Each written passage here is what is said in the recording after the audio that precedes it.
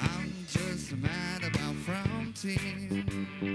Frontin's mad about me. I'm just mad about Frontin. She's just mad about me.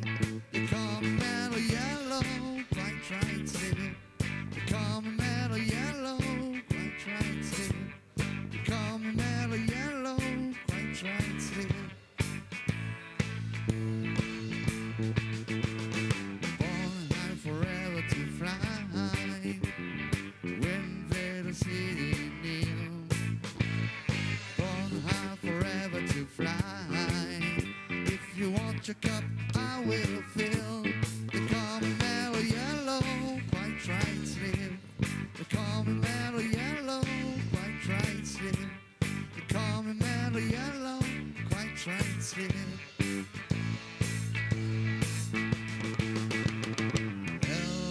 Electrical banana, it's bound to be the southern grace. Electrical banana, it's bound to be the very next phase. They call me Mellow Yellow, quite right slip. They call me Mellow Yellow, quite right slip. They call me Mellow Yellow, quite right slip.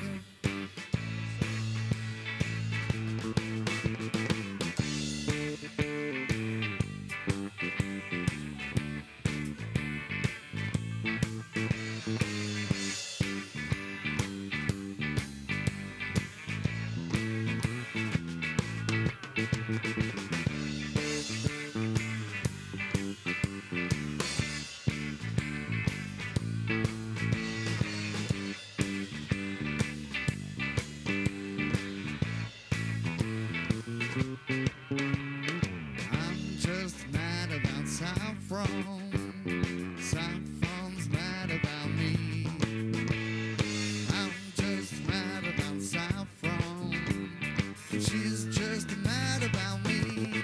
They call me Mellow Yellow, quite right slip. They call me Mellow Yellow, quite right slip. They call me Mellow Yellow, quite right slip. They call me Mellow Yellow.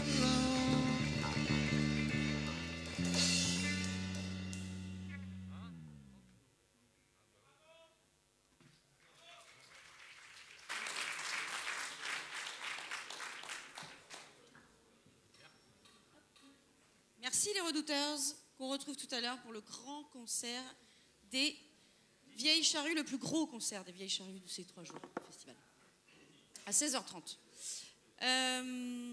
On continue sur cette deuxième journée. On va parler d'un sujet qui est... on va évoquer ce qu'est un Chief Digital Officer, CDO, et on va accueillir 2 Chief Digital Officers, Frédéric Sutter d'Airbus et Virginie Fauvel d'Alliance. On les applaudit.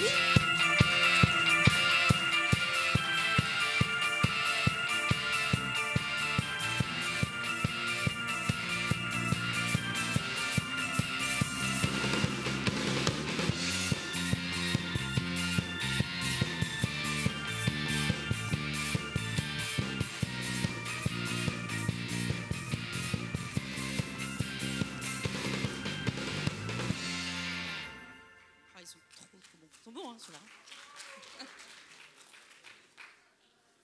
Alors, Virginie Fauvel, CDO d'Alliance. Alliance, on va décrire un petit peu ton rôle et ce qu'est Alliance aujourd'hui. Très bien. Bonjour à tous. Je voulais juste commencer par une pensée pour les victimes des attentats terroristes de Nice. Je pense qu'on est tous très touchés aujourd'hui. Voilà, Alliance est effectivement une société d'assurance, donc en plus on a pas mal d'équipes qui aujourd'hui sont sur le terrain. Voilà, donc je pense que c'est difficile un peu pour tous de parler de CDO et de choses comme ça.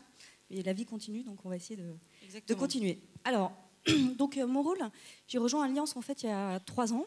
Donc je suis membre du comité exécutif et on en parlera parce que je pense que c'est un point important pour la transformation digitale de Alliance en France. Donc on est 8 et moi j'ai en charge tout ce qui est transformation digitale.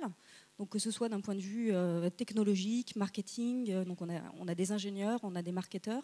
Combien de personnes au total? Dans cette équipe-là, ça dépend des projets, mais entre 50 et 150. Ensuite, j'ai tout ce qui est CRM, analyse de données, donc des statisticiens. Ensuite, il y a la direction de la com aussi qui travaille dans mes équipes, donc les publicités télé, les réseaux sociaux, la presse. Ensuite, on a tous les projets informatiques produits, qui travaillent autour de ça. Toute l'activité directe, c'est-à-dire le business qui est fait à travers les centres de contact. Et puis, tout ce qu'on peut appeler une direction marketing ou marché. Donc, ça fait environ entre 500 et 600 personnes qui sont dédiées à la transformation d'Alliance en France. Et Frédéric, chez Airbus, ton rôle exact? Alors, on est depuis à peu près 18 mois maintenant. Tom Enders a lancé un programme de transformation numérique, une transformation digitale. Et mon Tom rôle... Enders, on rappelle juste qui est Tom Enders. Enders, c'est donc le CEO d'Airbus Group, voilà, qui représente à peu près 65 milliards de chiffre d'affaires, 136 000 employés, organisé en 3 grosses divisions: l'aviation commerciale, Airbus Hélicoptère, et toute la partie Airbus Defence and Space, qui regroupe toutes les activités A400M, Eurofighter, Ariane et des drones, tout un tas d'activités.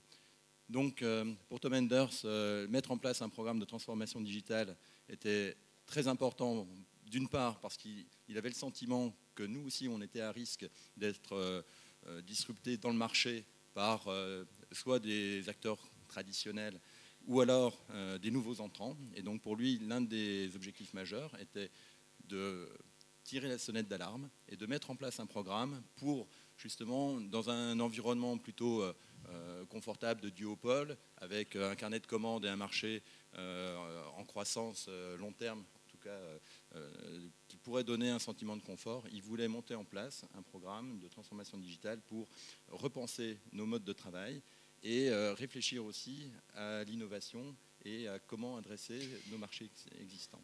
Alors, le thème là, c'est le CDO, le Chief Digital Officer, chef d'orchestre de la transformation digitale. Alors justement, oui ou non? Est-ce que tu es d'accord avec cette définition, Frédéric? Je dirais non.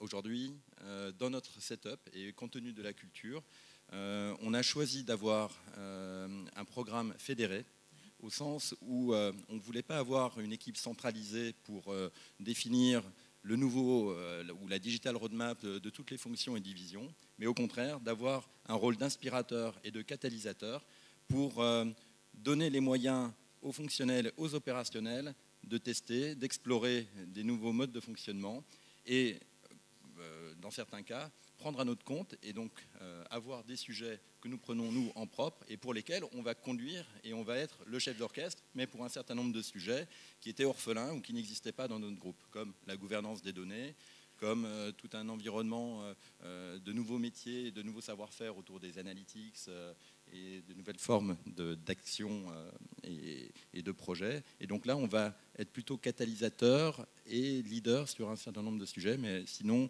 on a vraiment une approche fédérée de ce programme de transformation digitale. D'accord. Alors Virginie, toi, pour le coup, chef d'orchestre, c'est plutôt... Moi, je pense que oui. Je pense que oui. En fait, le digital, déjà, c'est un vrai métier. Donc, il y a des experts qui savent travailler le SEO, le SEM, qui savent faire des apps, qui savent travailler sur la user experience. Donc, c'est un vrai métier qu'il faut reconnaître en tant que tel. Donc, je pense que c'est important que ces équipes-là soient centralisées, et en particulier dans un grand groupe.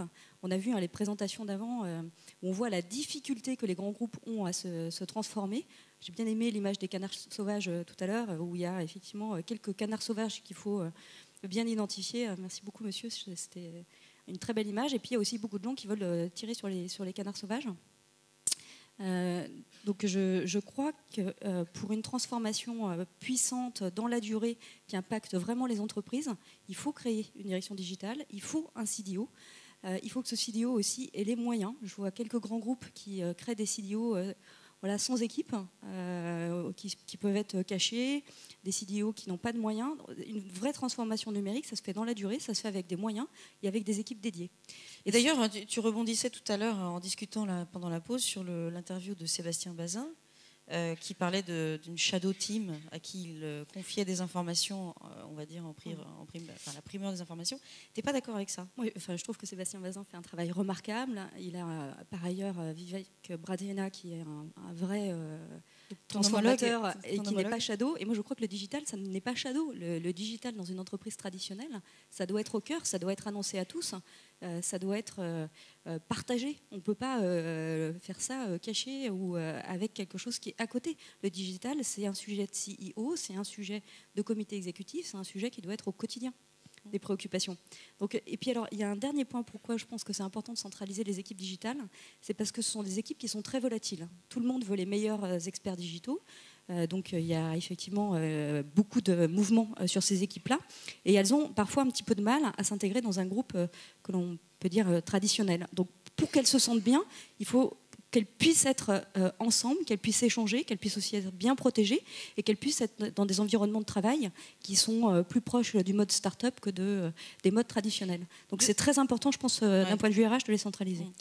Il y a une question qui me semble fondamentale pour parler du rôle de CDO, c'est de qui vous dépendez aujourd'hui? Frédéric, quelle est la direction, chapeau Alors, du et là-dessus, je rejoins complètement ce que dit Virginie. On a nommé donc, officiellement le 1er mai Marc Fontaine, qui est notre Digital Transformation Officer, qui rapporte directement à Tom Enders, donc le CEO du groupe. Et dans son rôle, il a lui aussi donc, un certain nombre de moyens. On a monté des équipes pour effectivement conduire et piloter avec des experts qu'on n'avait pas forcément en interne, donc pour certains qu'on a recrutés de l'extérieur. Et donc on a monté un programme qui permet donc d'inspirer aussi, donc je reviens sur ce thème d'inspiration, de montrer qu'on peut faire des choses et aussi de canaliser ou de donner des synergies à l'ensemble des initiatives digitales qui existent dans le groupe. Et on a répertorié aujourd'hui 450 initiatives digitales au niveau des opérations, de la production, au niveau du développement de nos produits et de nos services, mais aussi au niveau de l'exploration de nouveaux business models ou de nouvelles formes de solutions. Et donc, dans ce rôle de DTO CDO, on a vraiment cette visibilité au niveau du top management et aussi cette possibilité d'avoir un sponsorship des initiatives qui, dans le quotidien, aurait été très rapidement broyé par le poids du quotidien et des opérations et des contraintes opérationnelles. Et donc là, ce rôle de CDO au niveau du top management permet de reporter ou de renforcer cette capacité à faire des choses qu'on n'aurait pas pu faire avant. Et toi, Virginie, quelle est l'entité dont tu dépends et quelle est ta vision par rapport à ça? Moi, je partage, je rapporte effectivement au PDG aussi, et je pense que c'est important parce que si on n'a pas un sponsorship très très fort qui part du haut, on n'arrive pas à transformer. Donc je pense que pour démarrer une transformation digitale, il faut effectivement un positionnement élevé, il faut que le PDG soit convaincu que l'entreprise est à transformer, et après il faut des équipes effectivement qui sont dédiées avec des budgets identifiés. Alors, des CDO, moi personnellement, j'ai eu la chance d'en rencontrer beaucoup. Un récemment, je ne vais pas le citer, qui s'en va, qui travaille dans une industrie et qui s'en va parce que c'est trop compliqué. Bon, d'abord parce qu'il y a une opportunité ailleurs, et il y a un mercato en ce moment extrêmement intéressant à suivre, des CDO qui bougent d'entreprise en entreprise, bref. Mais en tout cas, il part parce qu'il y a une opportunité et aussi parce qu'il a rencontré de grandes résistances en interne. Ça, c'est l'enjeu, j'imagine, du CDO. Vous avez l'air plutôt d'accord. Oui, parfaitement. Je reboucle sur la question de qui doit dépendre le CDO pour justement essayer sans doute de pouvoir, quand on a une résistance sur une des business units, pouvoir dire au CEO, aide-moi à faire tomber le plafond de verre ou la barrière qui subsiste, parce que là, c'est compliqué. C'est ce que vous vivez en interne, en fait, ce que vous observez? Je ne sais pas ce que tu en penses, mais partout, moi, ça fait 17 ans que je fais ce métier-là, et il y a dans toutes les entreprises, hein, même les entreprises qui veulent se digitaliser fortement, des résistances, des forces de frottement. Donc en fait, je crois que la qualité principale du CDO, c'est la résilience. Et souvent, je dis à mes équipes, ne jamais lâcher. Parce que c'est vrai qu'il y a des résistances, c'est vrai que c'est compliqué, c'est vrai qu'il y a un changement de culture. Et souvent, quand on parle de transformation d'entreprise, on le voit d'un point de vue technologique. Donc il ne faut pas éluder le sujet technologique qui est important, mais c'est surtout un changement d'état d'esprit. C'est vraiment, je trouve, je ne sais pas si c'est du partage, un changement d'état d'esprit, se dire, voilà, l'entreprise, on va la transformer, et c'est chouette de transformer une entreprise. Absolument. Notre premier partenaire, c'est le DRH. Pour nous, on aurait très bien pu imaginer un modèle avec le CDO dépendant de la direction des ressources humaines. Là, quand on a démarré le programme, on a essayé de faire un benchmark, de voir ce qui se passait chez les uns, chez les autres. Et notre conclusion, c'est qu'il y avait... Alors, on avait tous les consultants de la planète qui venaient nous présenter le modèle, l'approche, donc c'était très bien. Notre conclusion, c'est qu'il n'y a pas de modèle pareil. Il n'y a pas un modèle qui marche. Et donc, on a décidé d'inventer notre propre modèle pour lequel notre partenaire, c'est le DRH. Le deuxième partenaire clé, c'est le patron de l'innovation, puisque aujourd'hui, on voit bien que 80% de l'innovation, y compris dans l'aéronautique et le spatial, est à base de digital. Et donc, on a créé une équipe avec, on va dire, des personnes qui avaient un état d'esprit pour casser en fait le schéma classique très hiérarchique des grands groupes. Et là-dessus, on a essayé de montrer par l'exemple aussi, en mettant en place un certain nombre d'outils, de plateformes, des fois en parallèle de la direction informatique, qui n'avait pas forcément cette agilité pour mettre en place des outils pour un tas de raisons de pression budgétaire, de contraintes opérationnelles. Et donc, on a essayé d'avancer, parfois en marge, pour montrer par l'exemple qu'on pouvait faire un certain nombre de choses. Et aujourd'hui, dans notre organisation, parce qu'on travaille beaucoup avec l'IT et avec la cybersécurité, on a rattaché le corporate IT et l'organisation cybersécurité à l'organisation Digital Transformation. Un projet qui a été développé, Virginie, comme un exemple chez Allianz qui illustre ton travail. Oui, alors je vais prendre un exemple, c'est un exemple de télématique. On a lancé Allianz Conduite Connectée. Donc on met un dongle à l'intérieur de la voiture et en temps réel, vous pouvez voir si vous avez une conduite écologique, si vous freinez fort, si vous accélérez trop rapidement, si les mouvements de volant sont trop élevés. Donc ça vous donne votre score que vous pouvez partager sur les réseaux sociaux. Et si vous avez une conduite qui est responsable, vous pouvez avoir jusqu'à 30% de réduction sur votre prime automobile. Donc ça, c'est un projet qu'on a fait en moins d'1 an. En mode plateau, avec des méthodologies agiles. On a mis effectivement des informaticiens, des marketeurs, des experts techniques assurantiels, des actuaires, pour créer un modèle qui soit un modèle pour Allianz. Et donc on l'a fait en moins d'1 an. Moi, tous les projets que je lance sont en moins d'1 an, parce que souvent en Silicon Valley, on entend que les projets qui sont de plus de 18 mois sont la conquête de l'espace. Et donc on fait un métier qui est compliqué, mais quand même pas aussi compliqué que la conquête de l'espace. Donc il n'y a pas de raison qu'on les fasse pas plus courts.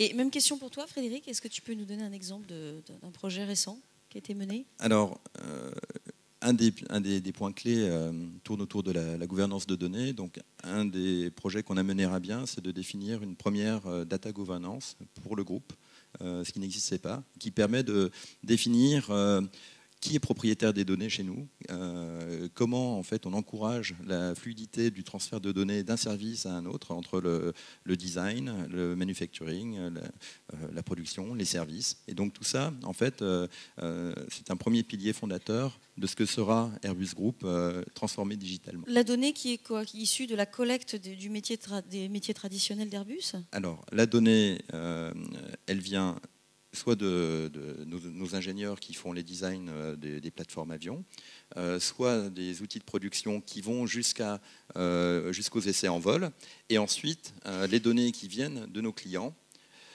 qui permettent de suivre en fait et de pouvoir corréler des flux de données d'avions en vol les uns par rapport aux autres, qui nous permettent ensuite de reboucler et d'améliorer les designs de nos plateformes. Donc ça, c'est un premier élément clé.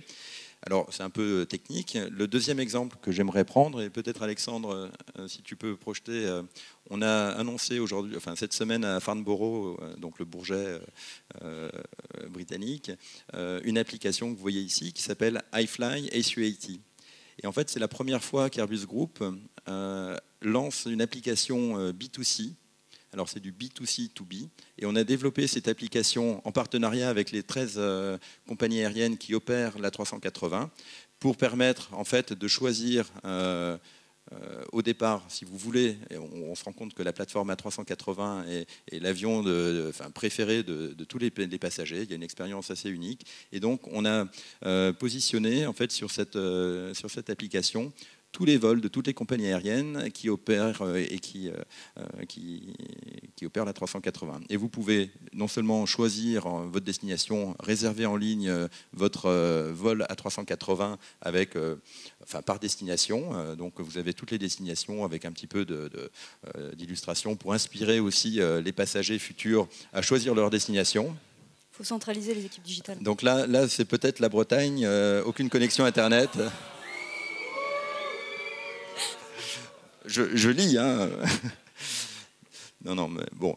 Mais l'autre élément intéressant, c'est aussi d'avoir un flux issu des passagers, le réseau social. Donc, on a tous les feeds des passagers qui, en fait, postent leur expérience à bord d'un A380, quelle que soit la compagnie aérienne. Et je trouve qu'en fait, pour Airbus Group, cette application brise un certain nombre de tabous qu'on a connus dans les télécoms par ailleurs, en disant, quand j'étais assez longtemps chez Alcatel, où il ne fallait pas toucher l'utilisateur final parce qu'on allait faire concurrence à nos clients. Et en fait, là, on l'a fait en partenariat et c'est la première fois qu'Airbus Group en fait, lance une application qui touche le passager et on lui donne un certain nombre d'outils qui leur permettent aussi de mieux connaître la plateforme et de s'immerger, par exemple, dans le cockpit. Alors, ça rend mieux sur un iPhone, mais donc vous pouvez vraiment avoir cette expérience passager. Je trouve ça super comme interface. Voilà. Donc, c'est un exemple. Tout à l'heure, on parlait d'intrapreneuriat avec Leila Turner de Faber Novel. Comment est-ce que vous valorisez ça et est-ce que vous valorisez les initiatives personnelles au sein de vos différentes entreprises ? On cherche à effectivement recruter des intrapreneurs et à les conserver, ce qui est souvent le plus difficile. Donc c'est effectivement un espèce de mix très harmonieux qu'on essaye de construire dans les entreprises entre des collaborateurs qui sont là depuis longtemps dans l'entreprise, des nouveaux entrants qui ont un esprit plus intrapreneur et de faire fonctionner tout ça en même temps. Je pense que ce qui est aussi très important dans les transformations d'entreprise, et c'est quelque chose qui me semble important d'avoir en tête, c'est de regarder le temps qu'on passe à essayer d'optimiser en fait, le business qui est existant. On passe beaucoup de temps à optimiser, à faire des sites web, à digitaliser les process, et le temps que l'on passe à vraiment réinventer le modèle. Et je crois que dans les groupes traditionnels, parfois on a tendance à optimiser le modèle existant, mais moins à réinventer le modèle, à essayer de dire qu'est-ce qui pourrait détruire notre business, comme on voyait en fait sur Facebook plus tôt ce matin. Je pense que c'est une préoccupation qu'il est intéressant d'avoir à l'esprit. Dans ma journée, quel temps je passe à optimiser mon modèle et quel temps je passe à le réinventer. Et pareil sur les budgets. Est-ce que vous connaissez Facebook at Work ? Oui, bien sûr. Vous l'utilisez ? Oui. Qui connaît Facebook at Work ? D'accord, on va rappeler ce que c'est. Facebook at Work, c'est un intranet nouvelle génération en fait. Hein. C'est une plateforme qui permet en fait à l'entreprise d'utiliser l'interface que tout le monde connaît et qui en fait a un gros avantage, c'est qu'on ne forme pas les collaborateurs. Tout le monde sait utiliser Facebook at Work. Donc on a actuellement un pilote parce qu'on avait un autre réseau social interne et on est en train de regarder si on peut le généraliser. Mais j'ai été très impressionnée par effectivement l'ergonomie, la facilité d'usage. Après, il faut voir comment sont stockées les informations parce qu'il y a une sensibilité sur la confidentialité des données dans l'entreprise. Je pense que chez vous, ça doit être analogue. Donc voilà, je pense qu'il faudrait qu'il y ait une clarification de cette partie-là, je pense, avant que ça se généralise dans des entreprises qui ont des données sensibles. Alors, sur la partie entrepreneuriat ou intrapreneuriat, oui. On a lancé depuis 2 ans maintenant, je crois, Airbus BizLab, qui est en fait un incubateur qui vise à incuber soit des projets externes ou des projets internes. Et donc là, tous les ans, on a entre 10 et 15 projets de start-up et un quart d'entre elles, en fait, émanent de jeunes ou moins jeunes dans l'entreprise qui ont une conviction, qui ont envie de tester une idée de projet. Et donc, on leur donne tout l'environnement pour mettre à bien leur projet. Alors, certains le font complètement dédiés à 100% de leur temps. D'autres sont à 50% de leur temps. On privilégie bien sûr les 100% ou 150% de leur temps sur ces projets, mais on a des projets très intéressants. En parallèle, on a monté A-Cube dans la Silicon Valley, qui est aussi un centre de recherche et d'innovation qui vise plutôt des projets en rupture par rapport à ce qu'on fait traditionnellement dans un environnement connu. Et là, on héberge des jeunes talents.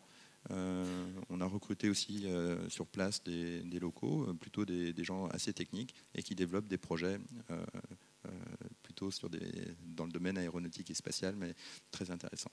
Vous restez un petit peu là sur toute la journée? Oui. Oui. Si vous nous gardez, avec plaisir. Je sais pas, vous avez fait un mot sur la Bretagne.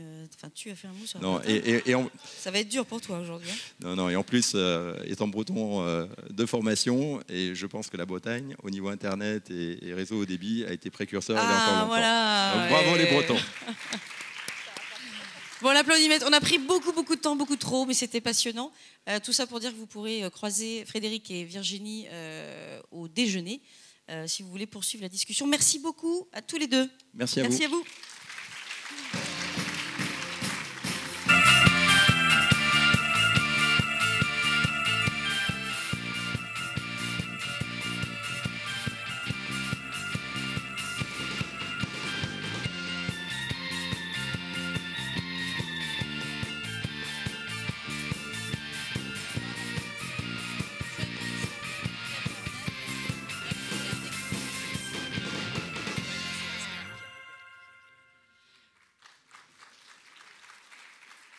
Le jeune Alexandre, jeune entrepreneur qui dirige la jeune start-up Peppernet, vient visiter un incubateur à Moignon-sur-Escar qui a réhabilité récemment les abattoirs de Moignon-sur-Escar.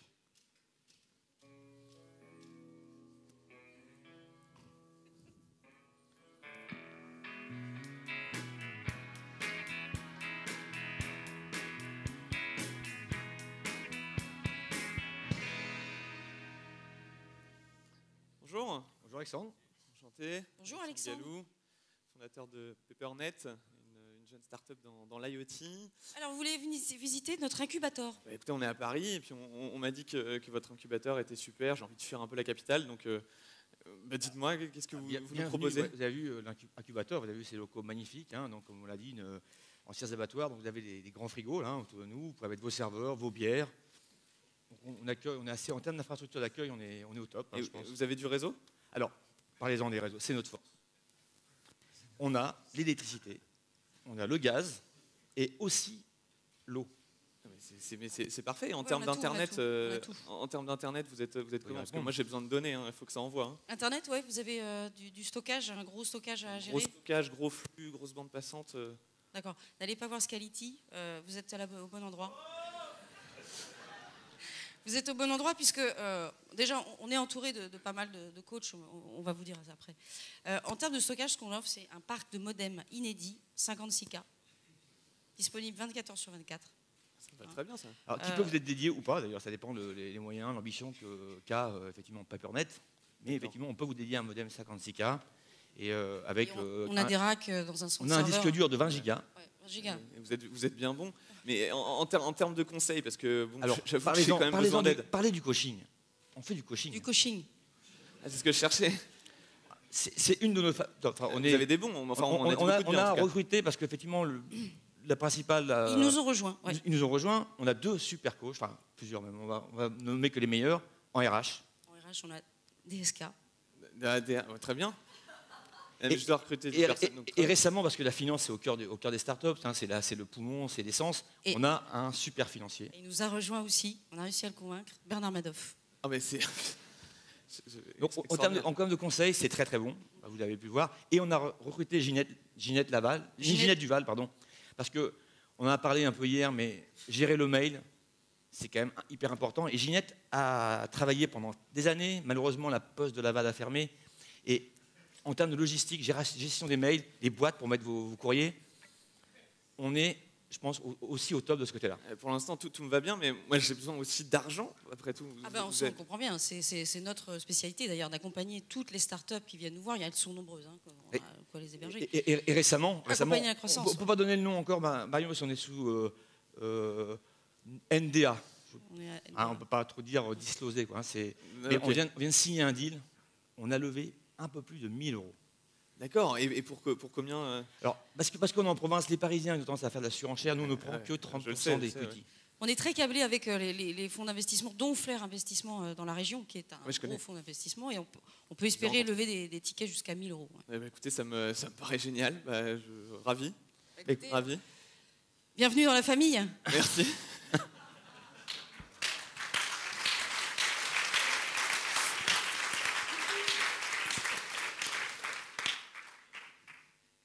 Ça vous a plu? On a révisé. Hein. Quel talent. Donc, comme dit la formule, sans plus attendre, parce qu'on est très très en retard, on va accueillir Antoine Jetot du Bon Coin. C'est parti!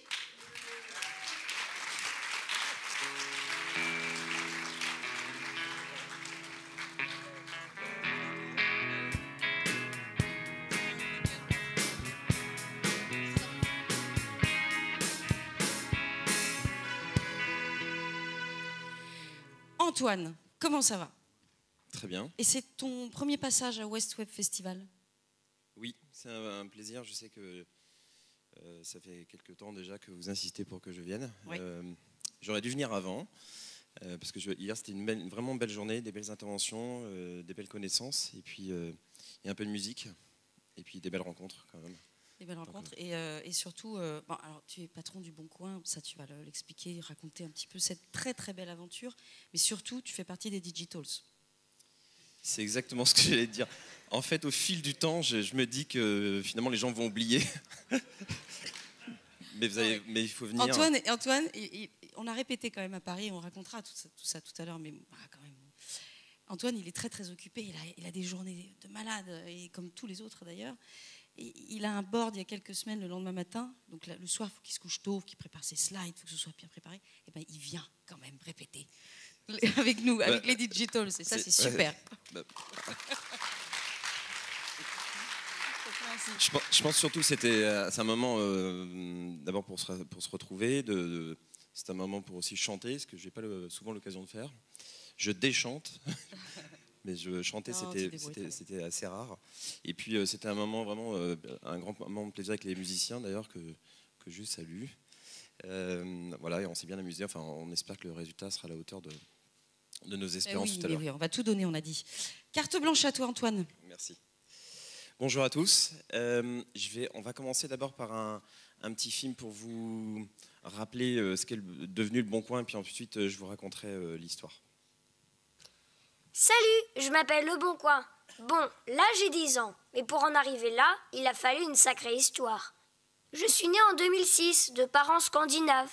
Leur nom c'est Bloquette. Ils sont sympas, hein, mais ils ne parlent pas comme nous. En me mettant au monde, ils ont fait un pari extraordinaire, réinventer les petites annonces. En 2006, on déménage en France. Le concept s'implante, mais dans l'entreprise, nous ne sommes encore que 4. À cette époque, dans ma famille proche, j'ai un petit surnom, Georgette. Ça m'allait pas mal, Georgette. Mais à la réflexion, tout le monde s'est dit que le Bon Coin, c'était très bien aussi. En 2008, j'ai 2 ans. Bon, d'une part, mon ami Obama se fait élire président. D'autre part, j'ai 4 millions de visiteurs par mois. C'est à la fois génial et un peu intimidant. Chez nous, on n'est plus 4, mais 16 employés. Signe que les choses sont devenues plus sérieuses. En 2010, je me souviens, je suis à la braderie de Lille avec 3 objectifs. Manger des gaufres, rencontrer des copains chineurs et leur offrir plein de sacs cadeaux. 1 an plus tard, pour mes 5 ans, à mon tour de recevoir un cadeau. Le meilleur du monde. J'entre au palmarès des entreprises où il fait bon travailler. Début 2012, vu que les Mayas ont prévu l'apocalypse, le monde ne sait pas bien si ça vaut le coup d'entreprendre quoi que ce soit. Bon, finalement la Terre n'explose pas. Du coup, ça repart. Je me mets à discuter directement avec les entreprises pour qu'elles mettent de la publicité sur mes pages.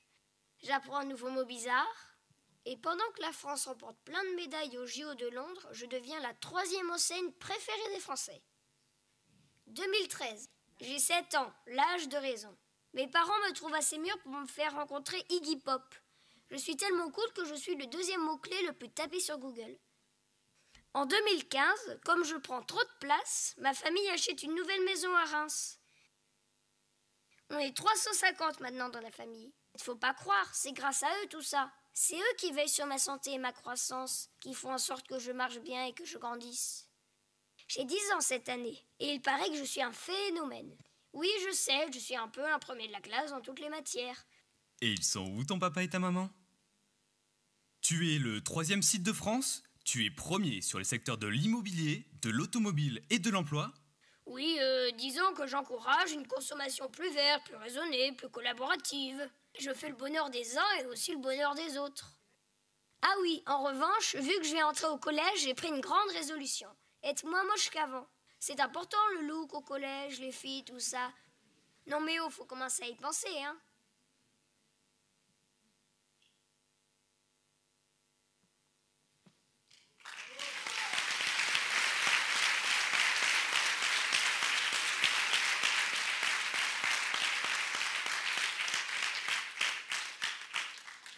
Bon, j'ai failli vous faire une introduction où je chantais, j'ai 10 ans, mais on le fera tout à l'heure. Hein, on fera tout à l'heure. Histoire de ne pas me faire surprendre. Alors, est-ce que tu as le temps d'envoyer les slides, Alexandra? Ouais, ça marche. Bon, alors, en fait, déjà, je suis ravi d'être avec vous, évidemment, aujourd'hui.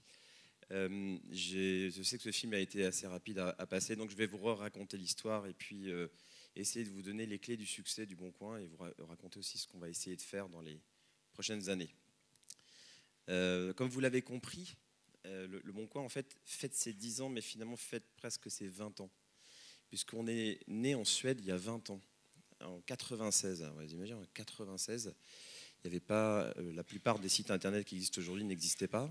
Enfin, il y en avait un quand même qui existait, qui s'appelait eBay, et qui était utilisé par un ingénieur suédois, un grand fan de vide-grenier de brocante, et qui à l'époque déjà se disait je ne me retrouve pas complètement dans les systèmes d'enchères, donc moi ce qui m'intéresserait, ça serait de trouver une affaire au coin de la rue. Et donc cet ingénieur qui évidemment est un grand geek mais grand fan de vide-grenier se dit bon bah, je vais construire mon propre site, et puis il lance son site de petites annonces en 96 qu'il a développé lui-même, qu'il l'a développé en C. Imaginez, en C. D'ailleurs une partie de la plateforme est encore en C, il y a encore du code de ce fondateur sur le site. Il le développe et au départ, il met une région du sud de la Suède, et puis l'engouement est tellement fort qu'il met la carte de la Suède et il nomme ce site Blocket. Donc vous allez avoir un nom de suédois à la fin de cette journée, ça veut dire bloc-notes, c'est très utile. Et ce site suédois, lancé en 96, en 2000, il rentre dans le top 5 des sites suédois les plus consultés. Et il est racheté à l'époque par un groupe norvégien qui s'appelle Schibsted. Ça, c'est très bon pour le Scrabble, le Schibsted. Il y a 2 voyelles. C'est mon actionnaire que j'aime beaucoup, hein, si vous me voyez. Et il le rachète pour la modique somme à l'époque de 15 millions d'euros. À l'époque, les analystes disaient mais t'achètes ce truc-là, mais qu'est-ce que c'est tout moche. T'as vu le fond hideux, etc. Ça va jamais marcher. Et en fait, ce site suédois rapidement passe dans les 2 premiers sites les plus consultés de Suède. Et puis en 2004, ils se disent on a un super concept, peut-être qu'on peut l'exporter. Et donc ils le lancent en France en 2006. Alors en France, la situation du marché français en 2006 est particulière. C'est-à-dire qu'ils sont devenus leaders en Suède avec un modèle payant de sites de petites annonces, c'est-à-dire que les particuliers et les professionnels payaient. Mais quand la décision est prise de lancer sur le marché français en 2006, on est dans une phase où il a fallu disrupter le marché de la petite annonce. Disrupter. Et comment on disrupte le marché de la petite annonce?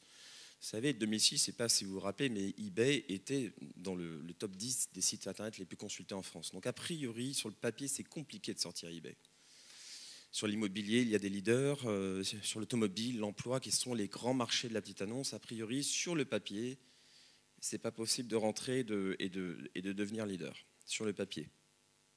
Et donc, il y a des décisions de disruption qui ont été prises. La première décision qui a été prise, c'était de passer gratuit. en disant, bon, écoutez, puisque tous les sites sont payants à l'époque, et tous les sites prennent des commissions, eh bien, on va rentrer à contre-pied, on va passer gratuit. Donc vous imaginez le fondateur de l'époque, il s'appelle Olivier Ezac, aller voir son actionnaire en disant, écoute, au fait, tu n'as pas de business model. Hein, tu vas être gratuit. Alors que le site suédois, lui, était payant. Première décision. La deuxième décision qu'il prend, il dit, puisqu'on va avoir du contenu gratuit, il va tellement être volumineux probablement qu'il va falloir contrôler les annonces. Donc là, il est allé voir son actionnaire en disant, au fait, tu n'as pas de business model, mais par contre, tu vas avoir des coûts. Il va falloir relire les annonces.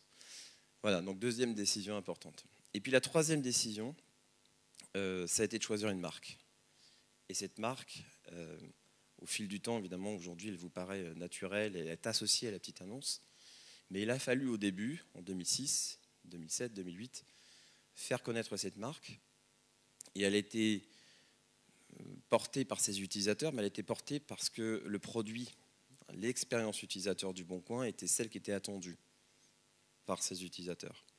Alors pourquoi elle était attendue? La première chose, c'est que c'est vrai que quand vous vous connectez sur le Boncoin, la première chose que vous faites, c'est vous cliquez sur la région où vous habitez. C'est naturel. Et ensuite, là, vous voyez tout un tas de petites annonces mélangées, des appartements, des voitures, des offres d'emploi, tout est mélangé pêle-mêle, parce que vous êtes dans un grand vide-grenier, une grande brocante. Et en 2 clics, vous avez accès au produit et à la mise en relation avec le vendeur.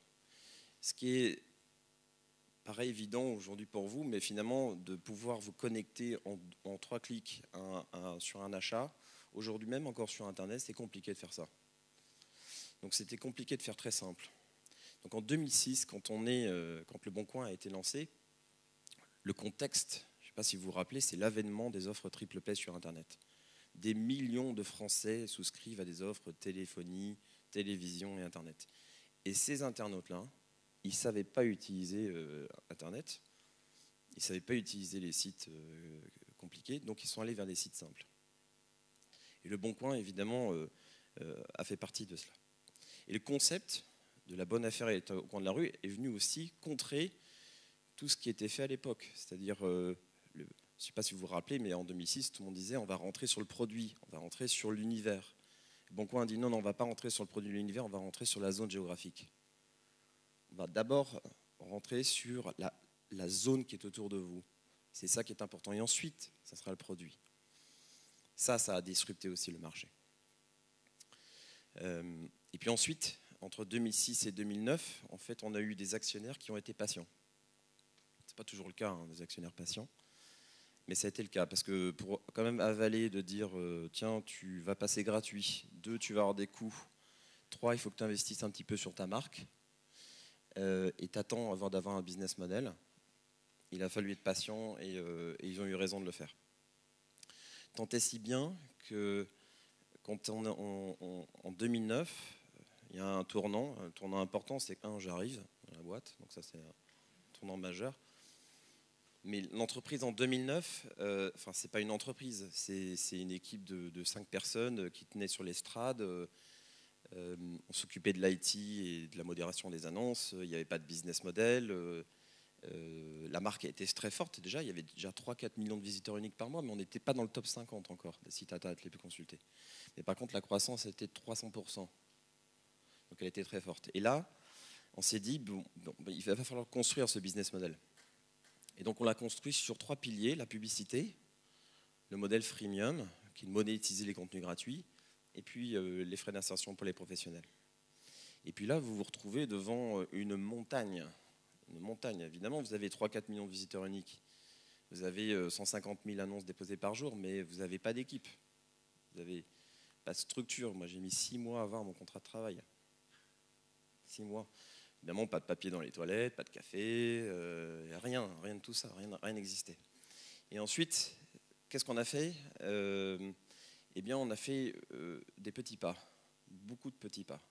D'abord, on a fait évidemment les éléments les plus importants à traiter pour une start-up, c'est-à-dire de structurer, de faire arriver des gens, de faire arriver des équipes talentueuses, bien plus fortes que nous, pour pouvoir prendre les sujets et pouvoir entreprendre chacun des sujets.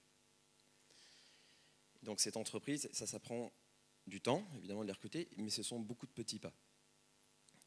Donc de 2009, on passe à une quinzaine de salariés, et aujourd'hui, évidemment, le grand saut, voilà ce qu'on est devenu. En 2016, Le Bon Coin regroupe chaque mois à peu près 25 millions de Français qui l'utilisent. Ce qui fait de nous un des 5 sites les plus consultés en France, bien entouré de gentilles entreprises américaines qui nous veulent beaucoup de bien. On tourne à peu près entre 800 000 et 1 million de produits déposés par jour. 800 000 à 1 million de produits déposés par jour, ça fait un petit peu d'objets, d'occasions, de voitures, d'appartements, de locations saisonnières, d'emplois, etc. Et évidemment, on est devenu un peu plus qu'un site de petites annonces. Aujourd'hui, tout le monde nous connaît, enfin presque tout le monde. Il y a parfois des hommes politiques qui ne nous connaissent pas, mais je pense que c'est fait maintenant. C'est fait. On est plus qu'un site de petites annonces parce que aussi on a un acteur de la consommation quotidienne des Français sur des éléments importants des Français. Le logement, comment se véhiculer, comment équiper sa maison, comment s'équiper pour avoir des loisirs, comment trouver un emploi. Et on crée du lien. Aujourd'hui, 80% des transactions du Bon Coin se font dans un rayon de 30 km. 80% des transactions se font dans un rayon de 30 km. Et pourquoi ? Parce qu'en effet, le pari de cet ingénieur suédois il y a 20 ans de la bonne affaire est au coin de la rue est gagné. C'est qu'en effet, les Français sont à la recherche de proximité, à la recherche de liens, à la recherche de bonnes affaires. Alors c'est aussi, on n'en parle pas souvent, mais comme un certain nombre d'entre vous, vous êtes des entrepreneurs, c'est important. Aujourd'hui, les 90% des contenus du Bon Coin sont des contenus de particuliers. Donc vous avez 25 millions de Français qui nous utilisent chaque mois, mais il y a aussi 500 000 entreprises. 500 000 entreprises qui nous utilisent soit pour acheter et vendre des produits de leur entreprise, mais aussi pour faire de la publicité, pour recruter, etc. Donc on pèse quand même assez lourd dans cet univers. Et notre croissance sur ce marché est très forte, autour de 20% par an. Alors au fil du temps, c'est vrai que 10 ans après, l'entreprise s'est bien structurée. Aujourd'hui, quand vous êtes nouveau collaborateur, vous avez des parcours d'intégration, votre contrat de travail vous attend quand vous arrivez, vous avez du café, les locaux sont nickel, il ne faut pas changer l'ampoule en arrivant, enfin, tout fonctionne. C'est une belle entreprise maintenant, bien structurée, 400 collaborateurs, on sera pas loin de 500 à la fin de l'année. C'est une entreprise qui croît très très vite pour nos besoins de croissance technique, évidemment, qui sont la majorité des personnes qu'on recrute, mais aussi des commerciaux, des marketeurs. Alors, j'ai pas pu m'en empêcher, peut-être que le slide va m'en empêcher. C'est une entreprise qui, l'année dernière, a réalisé à peu près 180 millions d'euros de chiffre d'affaires. Donc, ça y est, on a trouvé un business model. Ils ont eu raison, nos actionnaires, au départ, d'être patients. C'est une entreprise très profitable aussi. On tourne autour de 60% d'EBITDA. 60% d'EBITDA. Quand je le dis, toujours, il y a des gens qui s'évanouissent. Surtout, il y a un élément dont on est très fier, c'est qu'on paye 30 millions d'euros d'impôts sur les sociétés en France. Et on ne fait pas d'optimisation fiscale.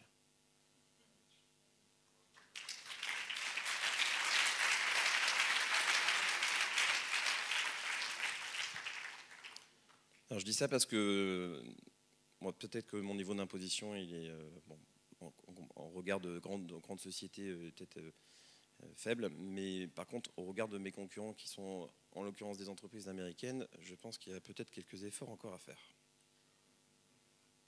C'est dommage que Emmanuel Macron ne soit pas là, parce que je lui aurais redit, parce que je lui dis à chaque fois que je lui vois, il doit me prendre pour un vieux papy qui radote.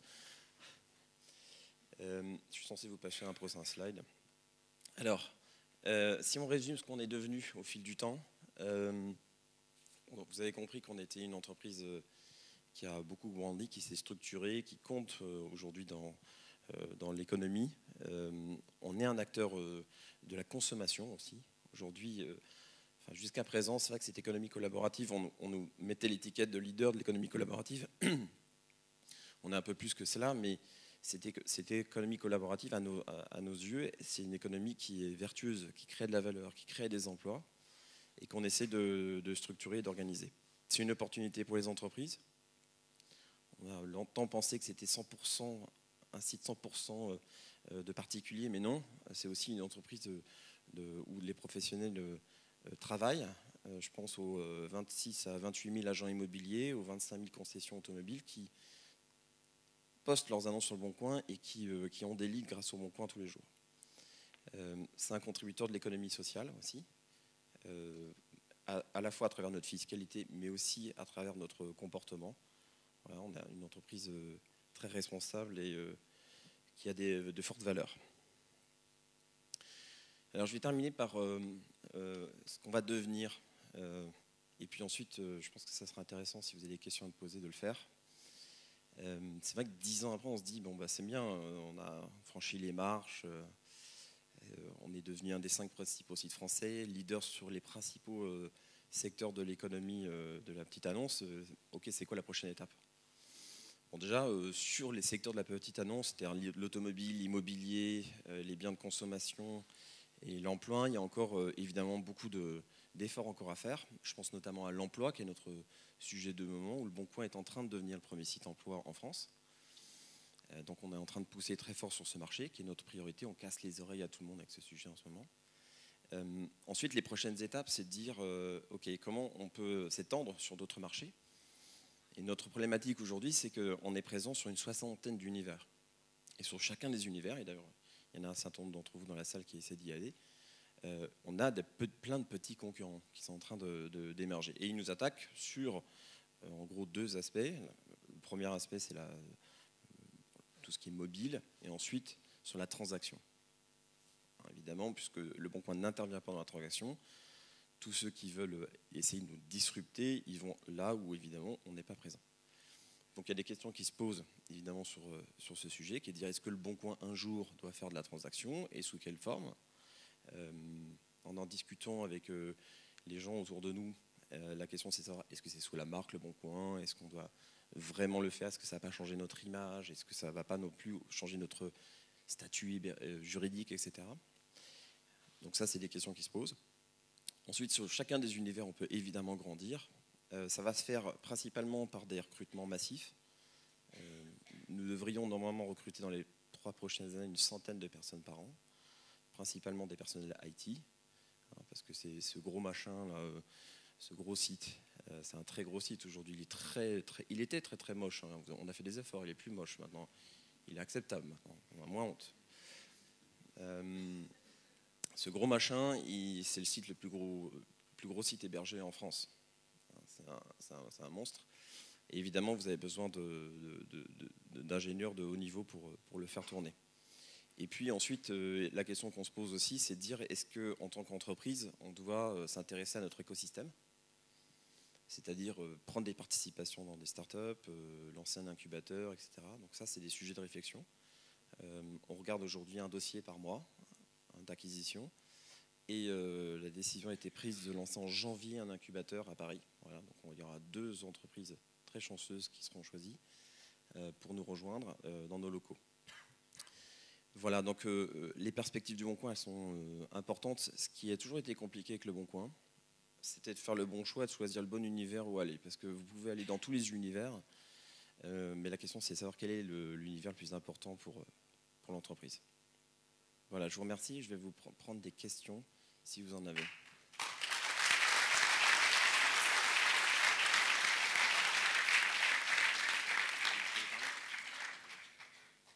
Si tu peux répéter, voilà, s'il n'y a pas de micro parce que c'est trop loin, est-ce que tu peux juste répéter la question pour ceux qui nous écoutent en ligne? Merci.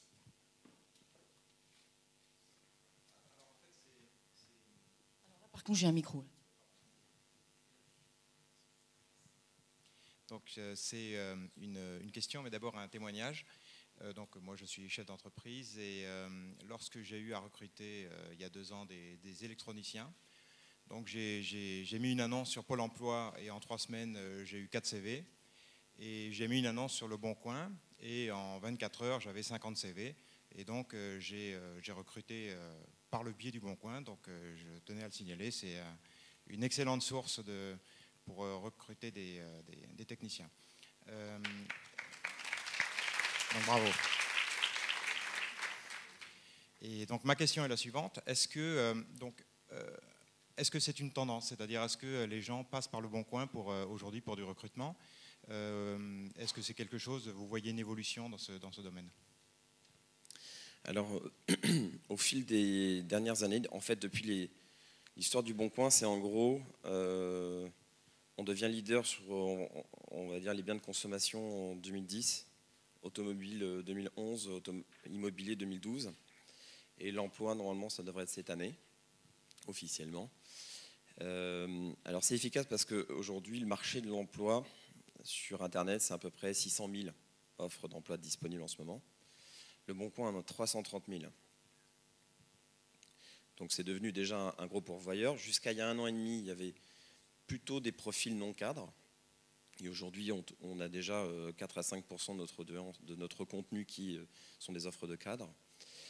Donc oui, ce qu'on estime aujourd'hui, ce qu'on pense, enfin ce que nos études démontrent, c'est que chaque mois, on pourvoit 50 à 100 000 offres d'emploi en France.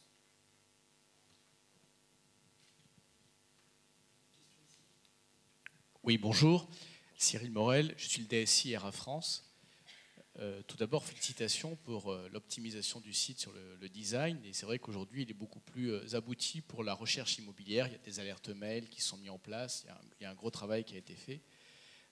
Aujourd'hui, dans notre réseau, il y a un vrai effet Le Bon Coin sur le fait que ça fasse sonner le téléphone. Par contre, il y a un débat sur le fait que ça fasse déclencher les ventes. C'est-à-dire les taux de conversion entre je fais sonner le téléphone et puis ça va jusqu'au process de vente. Ça, c'est un débat qui a lieu en interne. Est-ce qu'il va y avoir des axes de communication pour pouvoir transformer ces appels en vente, ou quelle est votre opinion par rapport à ce sujet? Mon opinion, c'est que je pense que je ne sais pas à quel niveau a lieu le débat. En fait, la question, c'est de savoir est-ce qu'on fournit assez de données justement pour prouver que le Bon Coin génère des leads. Aujourd'hui, ce qui est estimé, c'est qu'on envoie aujourd'hui chaque jour sur les particuliers et sur les professionnels environ 2 à 3 millions de leads quotidiens. C'est notre rythme quotidien. Nous, on pense évidemment que ces leads, à la fois via mail et téléphone, transforment.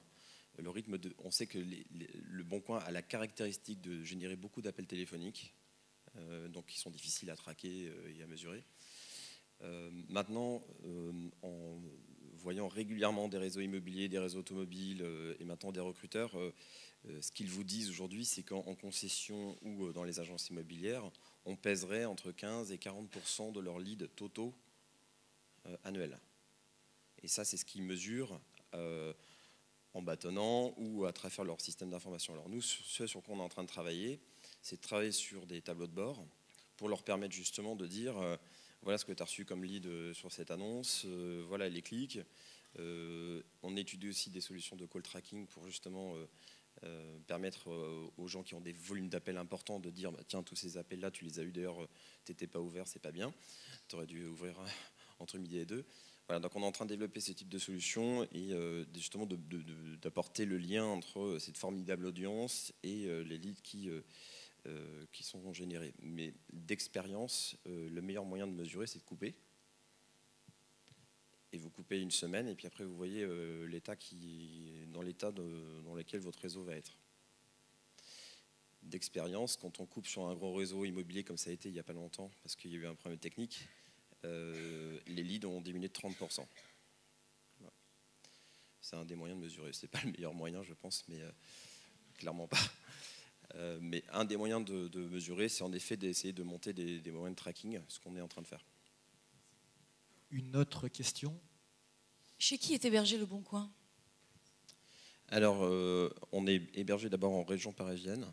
On en a plusieurs. Je vais garder un peu cette information confidentielle, parce qu'il est possible qu'il y ait quelques mouvements dans les prochains mois. Mais en tout cas, nos 2 data centers sont dans la région parisienne, tous les 2. J'étais curieux de savoir quelle était la stratégie de com que vous avez employée au début pour faire émerger et déployer la marque avant d'avoir les moyens d'avoir une star comme Iggy Pop. Alors, la stratégie de com, au départ, l'investissement, dans mes souvenirs, a été entre 3 et 5 millions d'euros sur les 2 premières années. principalement sur des campagnes d'AdWords, ainsi que des campagnes de branding, notamment sur les plus grands, à l'époque, les plus grands portails français. Donc, d'un côté, les campagnes AdWords étaient là évidemment pour générer du dépôt d'annonces et c'était concentré sur la partie vendeur, c'est-à-dire que les gens déposent des annonces. Et la partie branding était là pour associer la marque Le Bon Coin à la petite annonce. Tant et si bien que fin 2007, Le Bon Coin est passé le deuxième mot-clé le plus tapé sur Google. Fin 2007, au bout d'un an et demi. Et la première chose que moi j'ai faite en arrivant, c'est que j'ai tout coupé. J'ai tout arrêté. Parce qu'en fait, il y a un moment donné, c'était notre cas, on avait des difficultés de tracking entre qu'est-ce qui était vraiment acheté et qu'est-ce qui était généré organiquement. Et comme j'ai posé 10 fois la même question et qu'on ne m'a pas répondu, j'ai coupé. Voilà. Et c'était très compliqué d'évaluer parce que la croissance était forte. Voilà, mais investissement, trafic et branding. Et c'est vrai que ce qui a été bien fait, c'est vraiment d'associer la petite annonce à la marque Le Bon Coin. Aujourd'hui, le mot-clé petite annonce ne vaut rien sur Google parce qu'en fait, il a été remplacé par Le Bon Coin. Alors, peut-être une dernière question. La dernière question, Antoine. Ah, là j'en ai une. Antoine. Une dame là-bas. Ah. Pardon, excuse-moi. Là, voilà. Est-ce que toi aussi, tu risques d'être ubérisé? Alors, moi, je n'oublie pas d'où je viens. C'est-à-dire qu'il y a 10 ans, je n'existais pas. D'ailleurs, c'est un des moyens de me garder éveillé. C'est-à-dire que tous les jours, je me dis que ça peut arriver. Et c'est dans la culture de l'entreprise. C'est-à-dire toute l'entreprise sait qu'il y a 10 ans, eBay était à notre place. Et ça, c'est très ancré dans la culture. Donc tout est discuté, tout est challengé. C'est une entreprise qui a une culture très scandinave. Donc tous les éléments sont discutés. Et s'il faut se couper une main, on le fera. Donc aujourd'hui, tous les modèles de disruption sont étudiés, sont anticipés, et on essaie de réagir et en se disant c'est pas nous qui avons raison. On part plutôt sur le principe en disant c'est plutôt l'autre qui a raison et regardons ce qu'il est en train de faire. C'est une mentalité. Oui, Béatrice Catina, Communication Arkea. Moi, j'avais une interrogation sur vos choix d'implantation géographique. Je me suis dit, pourquoi Reims? Est-ce que c'est pour vous rapprocher du Champagne, pour fêter plus facilement vos succès? Et surtout, n'y voyez pas du parisianisme primaire, mais surtout, pourquoi Monceau-les-Mines? Alors, en effet, notre entreprise est implantée sur 3 sites, Paris, Monceau-les-Mines et Reims. Alors, Monceau-les-Mines, c'est un hasard de l'histoire. C'est-à-dire qu'en 2010, vous savez que Le Bon Coin n'avait pas de force de vente. On n'avait aucun effectif commercial. Donc, quand on a cherché à réfléchir quelle pouvait être notre organisation commerciale, déjà notre décision, c'est de dire on ne va pas faire ce que font les sites de petites annonces actuelles. On ne mettra pas de force de vente terrain importante. On va traiter ça par téléphone. Donc, on s'est dit d'abord, on va choisir de faire une télévente. Ensuite, on s'est dit, OK, qui sait faire de la télévente en France? Et là, on a regardé dans notre carnet d'adresses les gens qu'on connaissait bien. Et les gens qu'on connaissait bien, c'était Webhelp. Et Webhelp avait un centre à Monceau-les-Mines dans lequel ils ont bien voulu faire un truc assez innovant. C'est-à-dire qu'ils nous ont incubés. C'est-à-dire que pendant 2 ans, on a fait du facility management. On avait nos salariés hébergés chez eux. Et comme on n'avait pas beaucoup de moyens humains, ils nous ont tout fourni, les logiciels informatiques, les locaux, etc. Ce qui nous a permis de nous concentrer, nous, sur l'acte de vente. Et puis ensuite, on s'est retrouvés, on a beaucoup grossi. Et puis aujourd'hui, on a 100 personnes à Monceau-les-Mines et on a déménagé. Voilà, donc c'est un hasard de l'histoire. Et puis, c'est une région formidable. D'abord, une région de vin. Voilà, région de vin, région de Champagne. Vous allez dire qu'on a un petit problème. Voilà, mais c'est une région formidable d'abord parce que pour recruter, il y a beaucoup de gens motivés, compétents, cohérents. Ça, c'était important pour nous. Puis ensuite, Reims, on a fait un appel à candidature et on est allé voir 4-5 villes. On a beaucoup hésité d'ailleurs avec Lyon. Et on a choisi Reims, parce que c'est à 3/4 d'heure de Paris. C'est quand même 3/4 d'heure TGV. Et qu'en plus, il se trouve que nos locaux vont être dans quelques mois à côté de Gare de l'Est. Donc ça va nous arranger. C'est une grande métropole qui est multilingue, où il est facile de recruter, etc. Donc le choix a été naturellement fait. Puis il nous avait pas mal dragué pendant des années. Donc voilà, ils ont réussi leur pari. Mais on va étudier d'autres endroits. Peut-être en Bretagne. Avec plaisir. Y a-t-il d'autres questions? Alors je vous remercie et passez une très bonne journée. Merci Antoine.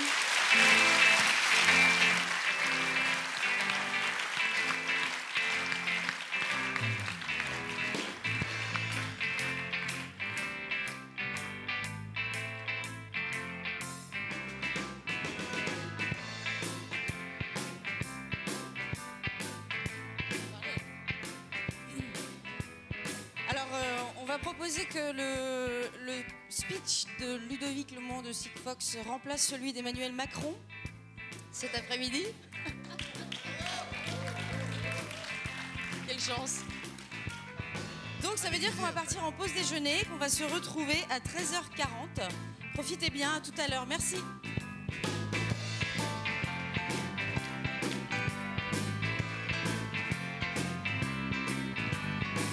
I'm a passenger